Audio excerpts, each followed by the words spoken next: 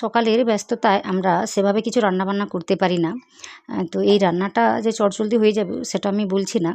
তো এটা চটজলদি হয়তো হবে না, কিন্তু খুব হেলদিভাবে কোনো রকম ঝামেলা ছাড়াই কিন্তু তৈরি করে নেওয়া যাবে। আর এটা নানা রকম সবজি দিয়ে বানানো যাবে। তো এটা বানালে এর সঙ্গে আর কিছুই বানাতে হবে না, এটা দিয়েই খাওয়া হবে। তো ভীষণই কী বলবো, হেলদি একটি রেসিপি। আশা করি সবারই ভালো লাগবে। এটা বাচ্চাদের টিফিনে বলুন বা আমরা জলখাবারে কিন্তু খুব ইজিলি খেতে পারি। তাহলে চলুন ভিডিওটি শুরু করি। যদি ভালো লাগে ভিডিওতে লাইক দিতে ভুলবেন না। আর যদি নতুন কেউ হয়ে থাকেন তো অবশ্যই আমার চ্যানেলটিকে সাবস্ক্রাইব করবেন। তার আগেই নমস্কার, কেমন আছেন সবাই? আশা করি ভালো আছেন। শুভ্র শান্তি ব্লগে আপনাদের সবাইকে স্বাগত জানাই। আমি শান্তি। তো এখানে আমি কি করেছি, এই কাঁচা আলুকে, বড় মাপের একটা আলুকে গ্রেট করে নিয়েছিলাম, ওটা নিয়েছি।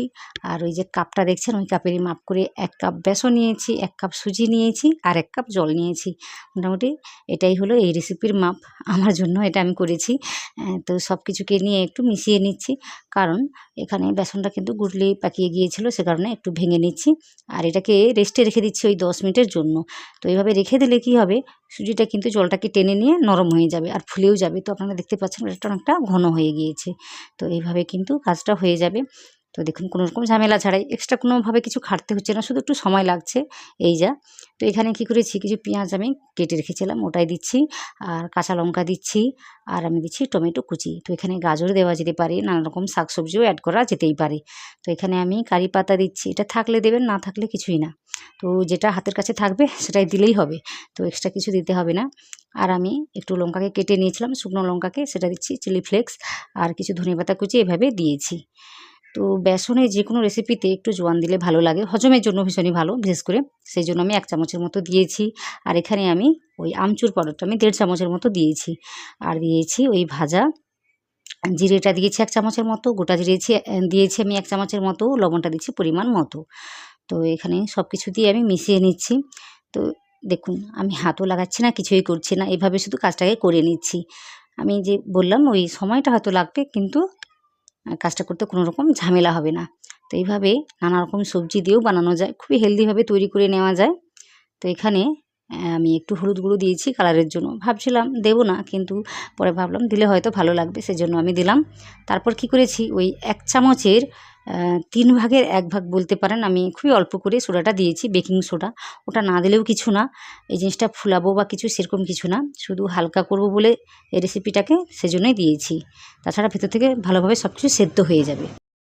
তারপর এটাকে স্টিম করার জন্য কি করেছি, একটা পাত্র নিয়েছি, ওতে একটু তেল লাগিয়ে দিয়ে এভাবে একটা পেপারকে কাটিং করে লাগিয়ে দিয়েছি। তো যেভাবে আমরা কেকটা বানাই ঠিক সেভাবে কাজটা করে নিয়েছি, তাহলে কিন্তু সহজেই উঠে আসবে, আপনারা দেখতে পাবেন। তো এবার এটাকে সরাসরি এভাবে আমি ঢেলে দিয়েছি। দেওয়ার পর আমি এটাকে স্টিম করে নেব। ওই প্রথম থেকে আমি কড়াইতে একটু জল দিয়ে বসিয়ে রেখেছি। তো চলুন এটা বসিয়ে দিই। তো আমি কি করেছি, গ্যাসের ফ্লেমটাকে মিডিয়াম করে রেখেছি। তারপর এখানে এটাকে বসিয়ে দিয়ে ওই ঢাকা দিয়ে মোটামুটি 10 মিনিটের জন্য মিডিয়াম ফ্লেমে সেদ্ধ করলেই হয়ে যাবে। তো এইভাবে মোটামুটি 10 মিনিট পরে আপনাদের দেখাচ্ছি কী অবস্থায় রয়েছে। তো দেখুন এখন অনেকটা চাটচেটে দেখাচ্ছে, উপরের দিকটা নরম হয়ে রয়েছে।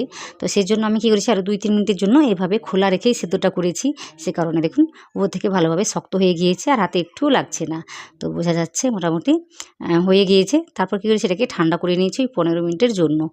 তো মোটামুটি ঠান্ডা করে নিয়ে দেখুন সাইডটা এভাবে ছেড়ে যাচ্ছে, আপনা আপনিই ছেড়ে যাবে। না ছাড়লে কি হবে, কি করবেন, তাহলে একটা চামচের পিছন দিয়ে বা একটা ছুরি দিয়ে ঘুরিয়ে নিলেই সহজে উঠে আসবে।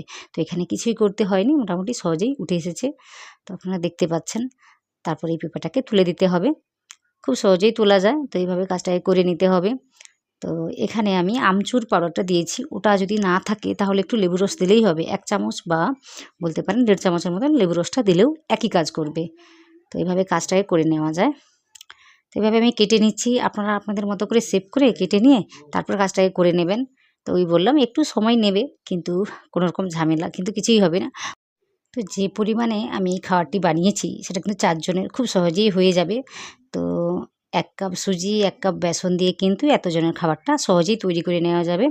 তো দেখুন এর সঙ্গে কিন্তু আলাদা করে কিছুই লাগে না, শুধুমাত্র ওই সস বা চাটের সঙ্গে খেতেই ভালো লাগে। তো এভাবে কিন্তু খাওয়া যায়, তাছাড়া চায়ের সঙ্গে খেতে ভীষণই ভালো লাগে। তো কাজটা আমি এখানেই শেষ করছি না, আরেকটু কাজটাকে করে নেব, সুন্দর করে ভেজে নেব। তো ওটা করার জন্য কি করেছি, কড়াইতে একটু তেল দিয়েছি, ওই 2 চামচের মতোই তেল দিয়েছি বা আরও কম। দেওয়ার পর আমি একটু তিল দিয়েছি, সাদা তিল। এটা থাকলে দেবেন, না থাকলে না দেবেন। এটা দিলে খেতেও ভালো লাগে, দেখতেও ভালো লাগে। তো সঙ্গে আমি করেছি কয়েকটা কারি পাতা কুচিয়ে দিয়েছি, 1 চামচের মতো গোটা জিরে দিয়েছি, আর আমি দিয়েছি এখানে ওই কালো সর্ষেটা। তো হিং থাকলে অবশ্যই হিংটা দেবেন, এটা কিন্তু হজমের জন্য ভীষণই ভালো, তাছাড়া ফ্লেভারের জন্য ভীষণই ভালো। তো থাকলে অবশ্যই দেবেন।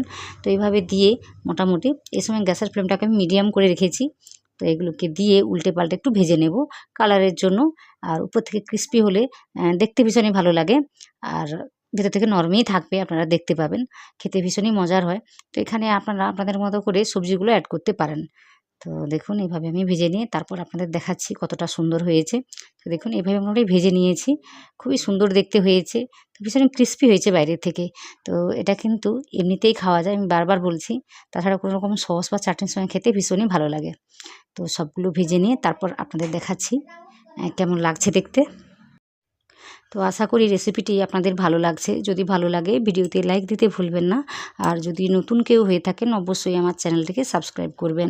তো আপনারা ভিডিওটি দেখেন, হয়তো ভালো লাগে, তাও কিন্তু ভিডিওতে লাইক দেন না, আমার চ্যানেলটিকে সাবস্ক্রাইব করেন না। তো এইভাবে কাজটা করবেন না। যদি ভালো লাগে ভিডিওতে অবশ্যই লাইক দেবেন। আর এই রেসিপিটি কেমন হয়েছে সেটা কিন্তু কমেন্টে জানাবেন। ওইভাবে কাজটা করে নিলে তাহলে আমার ভালো লাগবে। অবশ্যই এই কাজগুলো করে নেবেন। তো এই ধরনের রান্নাবান্না আমার চ্যানেলে অনেক রয়েছে, ওইগুলো দেখে নিতে পারেন। আরও নতুন নতুন রান্না আমি আনতে চলেছি, ওইগুলো দেখে নেওয়ার জন্য কিন্তু অবশ্যই আমার চ্যানেলটিকে সাবস্ক্রাইব করতে হবে। তো কোনো রকম রান্নাবান্না যদি আমার চ্যানেলে দেখতে চান তাহলে আমাকে কমেন্ট করে জানাতে হবে, তাহলে আমি ওই রান্নাগুলো খুব সহজ করে আপনাদের দেখিয়ে দেব। আশা করি আপনাদের সবারই ভালো লাগবে। তো আজকের এই রেসিপিটি মাত্র 2 চামচ তেল দিয়ে বানিয়েছি, তাছাড়া অনেক রকম সবজি দিয়ে বানিয়েছি। তো কি বলবো, এটা ভীষণই হেলদি একটি রেসিপি। এটা বাচ্চাদের টিফিনে কিন্তু অনায়াসেই দেওয়া যায়। তো বাচ্চারা খুবই কিন্তু মজা করেই খাবে। শুধুমাত্র সস দিলেই এরা খেয়ে নেবে। তো স্বাদেও কিন্তু ভীষণই ভালো হয়। তো আশা করি আপনাদের সবারই ভালো লেগেছে। আমার এই ভিডিওটি দেখে বা রেসিপিটি দেখে আপনারা কে কে বাড়িতে ট্রাই করেছেন সেটা কিন্তু কমেন্টে জানাবেন, আর কেমন হয়েছে সেটা কিন্তু জানাবেন। তো এইভাবে আমার পাশে থাকবেন, আমাকে সাপোর্ট করবেন। আর যদি ভিডিওটি ভালো লাগে ভিডিওতে লাইক দেবেন। তো ভিডিওটি প্রথম থেকে শেষ পর্যন্ত দেখার জন্য আপনাদের সবাইকে অনেক অনেক অনেক ধন্যবাদ।